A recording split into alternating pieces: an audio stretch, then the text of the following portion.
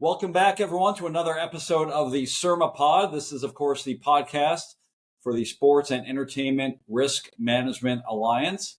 I am Rich Lenkov. I am the CEO and founder of SERMA. I'm also the host, usually today co-host of the podcast with Mike Melamed, who is our intern, who is responsible for lots of our great content. A lot of you loyal listeners and viewers have been complimenting a lot of our content lately. That's directly due to the hard work by Mike and booking excellent guests on really hot topics like the one we're covering today.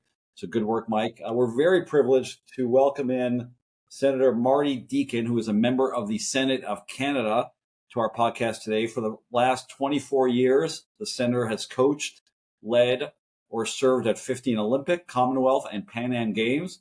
Her highest international opportunity was leading Team Canada at the 2010 Commonwealth Games in Delhi.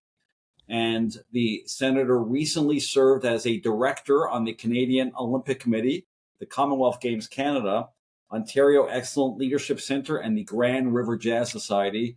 Senator, thank you so much for joining us on the SERMAPod. You're most welcome. It's great to be here today. Thank you. We appreciate you coming on. So there's a bill dealing with the growing issue of sports gambling that is making its way through the Canadian legislature. Senator, please tell us about Bill S-269. Sure. Thank you. And hello to everybody. We are looking at trying to pull the reins back in on the advertising of gambling. And to set the scene a little bit, we have had a bill in place for a couple of years in Canada that refers to single sport betting. And this bill was put in place to help deal with a great issue of lack of regulation in underground and black market gambling.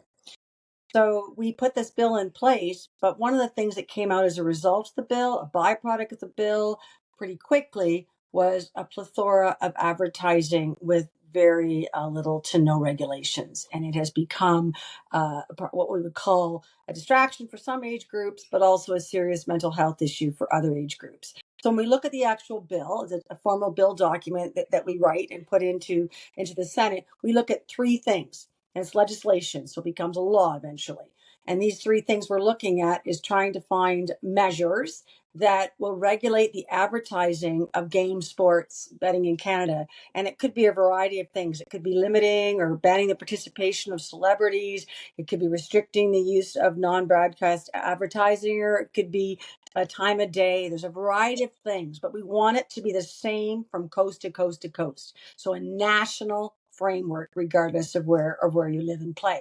The next thing is we're trying to look at identifying measures that promote research and intergovernmental information sharing in relation to the prevention and the diagnosis of minors involved in problematic gambling. And then we're also trying to ensure that we set national standards for the prevention and the diagnosis of problematic gambling. So there's three parts to it. Most people are hearing the first part.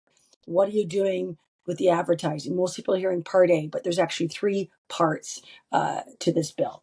It would also ask, in Canada, it would task the CRTC, our communications body, with reviewing its regulations and policies to, are they adequate? Are they acceptable? Do they work? That kind of thing. Those are the three areas. Perfect. So I understand that there's a bit of a timeline with the new upcoming election. Mm-hmm. You mentioned in the article that I sent to you, with the target date being around Christmas. So what are kind of some of the hurdles and challenges in having this bill passed and reaching the House by Christmas in order to ensure that the bill is passed by this current government? Thank you. And it's no secret, no matter where we wake up, we have a number of political, global and domestic priorities right now, significant buckets. Those are taking and have taken a lot of time in the House. And the reason I'm saying that to you is I'm hoping, and I really am hoping, our biggest challenge is almost behind us. And that is that it was introduced in the Senate and had to wait a long time to get to committee. And it got to committee at the end of May. And now we're in committee, and the committee is now taking a look at it. How do we make this bill better in the Senate? And so they're going to continue that work in September. We've already had 6 hearings. And they're all available for streaming for your listeners. And then when we have it finished in the Senate committee, it will come back to the Senate for third reading. That we hope to be fairly tight folks that need to speak to it, for it, against it, mostly support, will do that, and then we'll send it back to the House.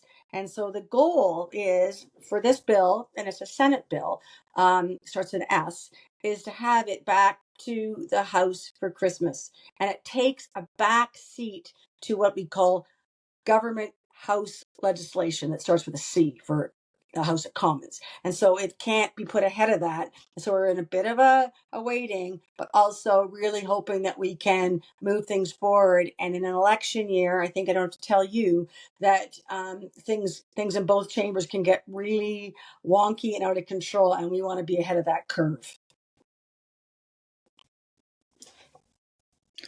Rich, I think you're on mute. Senator, what sort of regulations have been enacted thus far, and what lessons can you learn, or have you and your colleagues learned from those? Well, to answer your question, the regulation related to online gambling across our country, there aren't strong regulations. The province of Ontario has taken on some regulations. So to answer your question is we have been looking to two things. We've been looking in Canada to what we've done with, or three, alcohol, cannabis, and tobacco. What do they look like? How are they regulated? Where is the threshold fit for advertising? And we've been looking at and working with some global entities who are a few years ahead of this, particularly the UK, who have been trying to pull things back.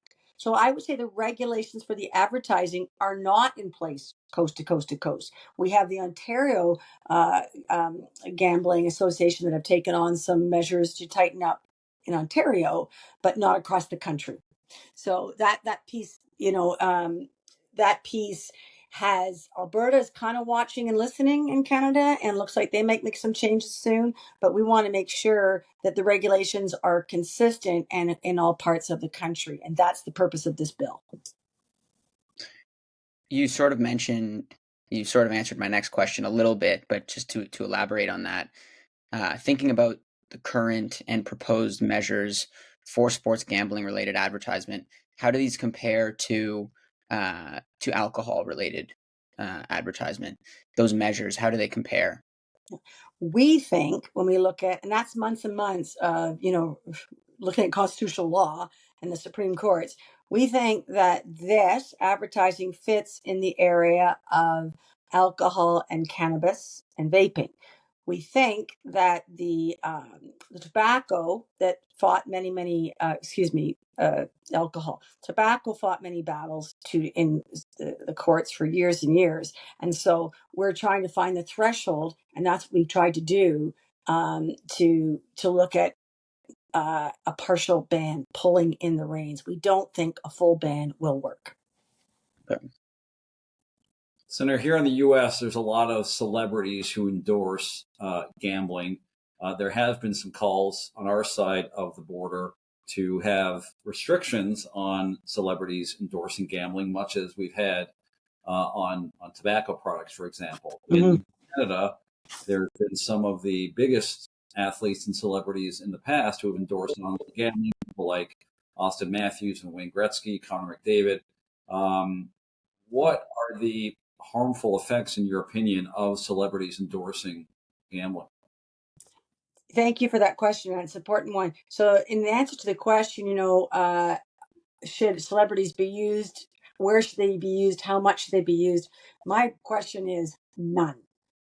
I feel like the celebrity piece is, and we're learning this. Remember, anything I'm responding to today is a result to listening to so many families, so many medical professionals, domestically and globally. There is no place, and you can sort of fake it and have some soft statements about gambling, but there is no place. It's highly addictive, and it's existed in one form or another throughout human history. People don't need that extra encouragement to gamble from people they hold in high esteem, particularly young people, particularly young males. So full stop, not at all. Yeah, just getting back to the article that I initially sent to you, Mhm. you mentioned there being some loopholes in terms of Ontario attempting to tighten their regulations for sports gambling advertisements, but you still have, for example, Connor McDavid remaining in TV spots. with the condition and the exception that he, mentions responsible gambling, for example. Can you just elaborate on those loopholes a little bit and kind of what those challenges are? Sure, I can. Absolutely. So, first of all, it was not a great thing talking about this to Edmonton media during the hockey playoffs, but we had some great discussions on that. And the piece is that we talk about a loophole. We talk about the use of our celebrities, and here we have Connor McDavid is still appearing. He starts off with Gretzky front end, and now he's still appearing in ads associated with himself and his brand that people love greatly, and it's not an attack on him, but he has every right to work and do the things he needs to do. But these aren't the kind of public services ads that we need. The public does not differentiate the celebrity Connor McDavid sitting with a different person talking about gambling and at the end saying you should gamble responsibly. That message, we finally have the data, is that that is not heard or seen. And that's the piece that makes it tough. The language of the Ontario rules, you read through the paragraph and then it goes, if it's a celebrity, they have to talk about responsible. It doesn't filter that way out to the public. And that's the concern. Senator, online gambling is incredibly popular. Obviously, its popularity continues to grow both in Canada and the U.S. It's something like an 11 or $12 billion industry. How do you reconcile its popularity and growth with the regulations that you're trying to enact, and how do you garner public support for such regulation? Yeah, so I think there's about 4 parts in that, all very important. First of all, the public support is critical. We wouldn't be sitting here today. We wouldn't be investing the time in this. We wouldn't be putting a lot of things on the line if we didn't have articulated, meaningful public consultation, public support. And I would say to you, because this question does get asked, we've had in Canada the meetings on the government side. We have talked to different politicians in the different rooms, and we've also talked to the organizations. And everyone says, "What can I do to move this along? This needs to be done today. Why are you taking so long? We're desperate." And we talk about things that they can do with at their own political level to take that on. So the public support is extremely, extremely important. And the balance of the commercial enterprise and protecting public health, it's not easy, but it is doable. And our biggest response to that is we aren't, some are going after a full ban. And not going after the full ban is what allows a little bit better balance. It's a vice industry like alcohol and like tobacco. It ruins lives, but it's still going to be out there. And when we were writing this bill, something you just asked earlier, when you were writing this bill during the early stages of drafting, we were looking at seeking a full ban. But the Charter of Rights and Freedoms, the limitations of Charter rights, all those pieces tell us that that's probably not going to last the life it takes. So we don't feel it's going to reach the full ban bar, but that is the piece that is, if you're looking at the commercial freedom and protecting public health, that is, I'm going to call it the slice of compromise down the middle for some. Obviously, it's a big battle between that commercial freedom and protecting public health. Mm-hmm. You kind of just alluded to that in your previous answer, but striking that balance, how do you respond? Is that a big part of the criticism you're facing, and how do you respond to that criticism? When you're being faced with criticism about commercial freedom potentially being risked. Yeah, we're listening to. So first of all, absolutely good question, and it's a continuing thing on our mind. We are listening to folks mostly truly, what is taking so long? Why aren't you doing this? But that other piece, the commercial piece that we've also been hearing, and we've heard about it in hearings, we come back to this conversation, what I just said to you about having not the full ban. This is, though, a business. This is money. This is huge adventure, huge commitment. But somewhere we have to step in right now and say, whoa, slow down, rein it in, pull it back. We're not killing it. We're pulling it back. You know what? if you have broadcasters who are using 93% of their time talking bets and odds, maybe we need to look at, does it need to be 93% of the time, or can they pull that back? Can we have no advertising 5 minutes before a game or 15 minutes before a game to 5 minutes or 15 minutes after a game? All of these pieces, while not seeming to be very apparent, is part of that respect for not a full ban. And when I say that to you, I get still emails and calls daily. Why are you not doing a full ban? And I will explain it every single time. But I also think it helps out with this part of the conversation quite a bit. Senator, we would be remiss with 3 weeks to go before the Olympic Games if we didn't ask you your thoughts about Canada's prospects. I'm a proud Canadian. I'm actually a dual citizen, so we'll be rooting for both teams. But we've got some exciting exhibition games this week between the Canadian men's basketball team. The women's basketball team looks great. There's some other really hopeful medalists. Please tell us your thoughts. So really excited. So what happens is the very first team representing the COC that has to enter all the athletes has just arrived in Paris. And they do something called a DRM where they sit down and they go through every team and every sport and every person. It's about a 9-hour process. So that's a really big bar. It's here, it's real, and they're now part of our Canadian team that have arrived in Paris. Big, big thing. Basketball, you mentioned, but I have to say, I was there last time in 2000 was the last time we had the men's and women's team. And for Canada, when one of our Canadian basketball players had some heroic plays that got them to the quarterfinals in 2000, that was a huge, huge victory. This team is different, but incredible for basketball and for women's. For Canadians and for Americans, one of the things that might appear to be a sleeper, I just don't know what you talk about every day, is the 3x3 basketball.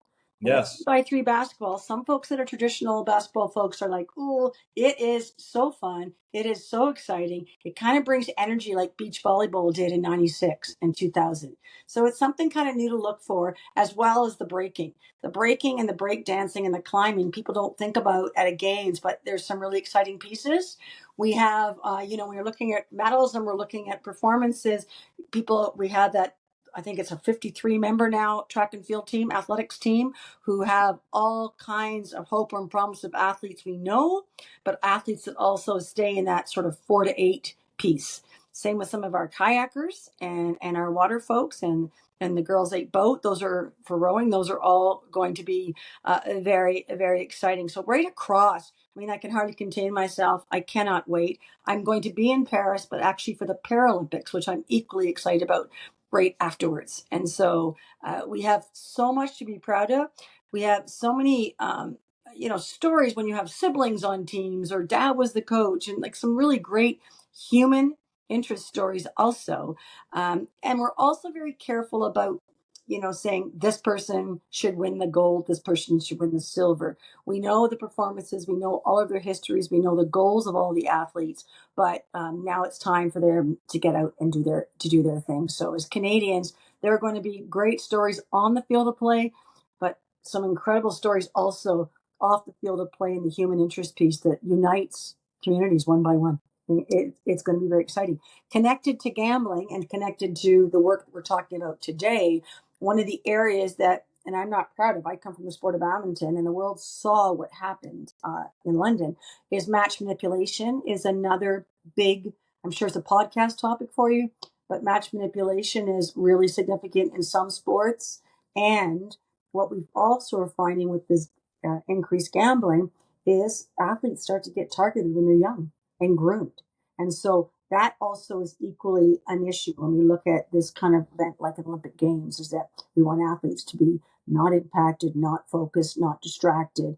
But those are some of our concerns and looking at the future and the future health of all of our athletes.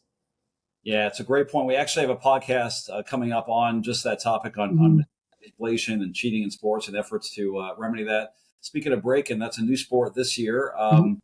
As someone who had my first ever kiss in the back of a movie theater in Laval, Breakin' 2, Electric Boogaloo, one of the most famous movies of all time. I'm excited for that. Senator Marty Deacon from Oakville, Ontario, thank you so much for joining us on the SERMAPod, and please come back and update us on this very important topic. I'll be very happy to, but stay tuned, stay active, stay healthy, folks. All the best.